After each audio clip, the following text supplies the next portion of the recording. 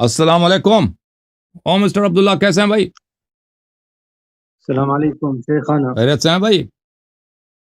كيف तो حالك ये हीटर वीटर कुछ लगा दें ताकि सर्दी ना लगे आपको। شيخنا؟ जी बोलें। شيخنا जी बात करें भाई। شيخنا إنني من بلاد العرب، لست باكستاني أو أردي. तफضल।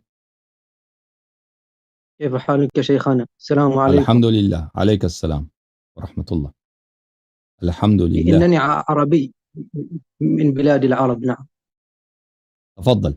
أود أود إعلان التشيع، لله الحمد. كيف تشيعت؟ نعم، أريد إعلان التشيع. لماذا؟ هل لي أن ألقي خطبة؟ كيف هل لي أن ألقي خطبة في إعلان التشيع؟ تريد أن تلقي خطبة؟ أول أجبني، لماذا تريد أن تتشيع؟ لأنني والله ما علمت الحق إلا عند آل محمد، وأن صلوات سواهم الله عليه. ففي باطل وفي ضلال. نعم. أحسنت وبورك. أحسنت وبورك. تفضل، ماذا تريد أن تقول؟ أقول بسم الله الرحمن الرحيم. بسم الله الحمد الرحمن. لله الذي يسلك بمن كان في العمى ويأخذ بيده إلى الهدى، نعم. ويحول من كان في الغواية والعماية إلى الرشد والهداية. له الحمد سبحانه كثيرا كما هو أهله، ثم صلاته وسلامه على الهادي البشير النذير والسراج المنير محمد والهدى، صلى الله عليه وسلم. منائر الرشاد وعلام التقى والسداد. أما بعد، فمن عرفني فقد عرفني، ومن لم يعرفني فأنا عبد الله. والله لولا الدولة الظالمة لعرفت بحسبي ونسبي، لكن بسبب الدولة الظالمة فإني أتحفظ على نسبي وحسبي. أما بعد، فإني أخوكم في الدين ووليكم بولاء الإيمان. لا فرق بيني وبينكم إلا أنكم وقعتم على الأرض وأبصرتم نورها، وأنتم على دين الولاء وأمر التشيع، فحق لكم أن تقولوا لا عذب الله أمي إنها شربت حب الوصي وغذتنيه باللبن، غير أن أمري غير أمركم وحالي غير حالكم، إني ولدت ونشأت على غير ذلك، حتى كبرت قليلا واشتد عودي ورجح عقلي، فتقحمت هذا الأمر تقحما، ما شاء الله. إذ اطلعت على الاختلاف بين المذاهب، وعاينت الأدلة وشاهدت البراهين، وتحولت إلى الحق إذ أقررت واطمأننت إليه. بارك الله بك. غير أني حداثة سني وقلة تجربتي وعدم ثبات رأيي سلكت بعد ذلك مسالك مذاهب العامة، مالكيا فشافعيا فحنفيا فحنبليا فسلفيا، ثم رجعت لما عليه أهلي وآبائي.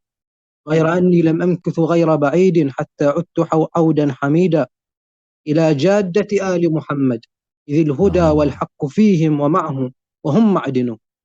وبلغت سن التكليف وأنا ابن 14 سنة على مذهب آل محمد، وأنا إلى الآن على ذلك ثابت القدم راسخها إن شاء الله.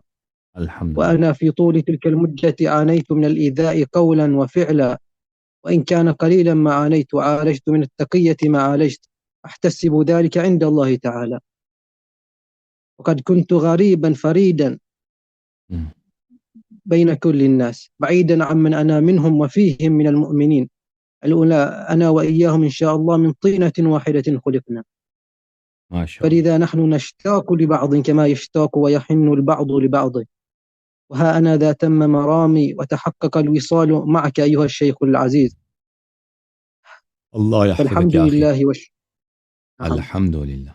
الحمد لله. وأدعو الله لي ولكم بالثبات على الولاء لأمير المؤمنين عبد الله وأخي رسوله النبأ العظيم والسراج المنير علي بن أبي طالب عليه السلام، وأن بارك يثبتنا الله. على الائتمام بإمام زماننا الخلف الصالح المهدي عجل الله تعالى فرجه إن شاء الشريف الله تعالى.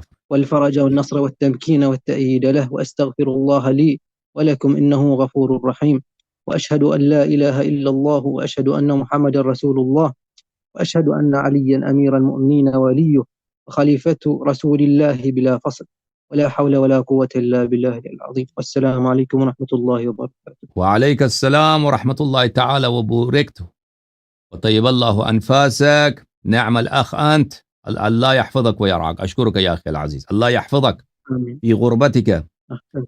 إن شاء الله. آمين. الله معك، الله يحفظك أخي. أشكرك، بارك الله فيك. آمين. ये हमारे भाई थे अरब से, वो अपने तशय्यो का ऐलान कर रहे थे. उन्होंने कह दिया, खुतबा पढ़ा और कहा कि मैंने मज़हब हक़ मैंने सिर्फ आले मोहम्मद अलैहिस्सलाम में पाया है.